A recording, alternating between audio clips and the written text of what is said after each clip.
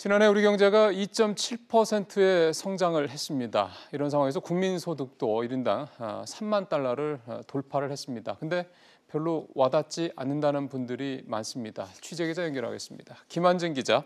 네, 김한진입니다. 예, 일단은 목표치는 됐네요. 2.7% 성장을 했으면.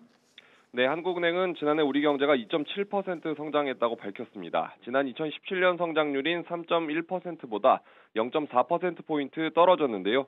2012년 이후 6년 만에 가장 낮은 수준입니다. 전반적으로 투자 부진이 아쉬운 대목인데요. 건설 투자가 외환위기 이후 20년 만에 가장 낮은 마이너스 4%를 기록했고, 설비 투자도 1.7% 줄며 글로벌 금융위기 이후 9년 만에 최저 수준을 보였습니다. 그런데 지난해 4분기에는 1%의 성장을 했는데 어떻게 해석을 합니까? 네, 수치만 보면 4분기 1% 성장 꽤 괜찮은 성적표입니다. 그러나 속내를 들여다보면 경제가 나아졌다고 보기 어려운 부분도 있습니다. 실상 4분기 경제 성장이 정부가 돈을 풀면서 경기를 부양한 것이 효과를 받기 때문인데요. 개별 소비세와 유류세 인하가 집중됐고 단기 일자리 대책이 이어지면서 정부 소비가 5.6% 늘며 11년 만에 가장 높았습니다. 한은은 경기가 좋지 않은 가운데 정부의 지출 확대로 안정화 기능이 작동했다고 분석했습니다.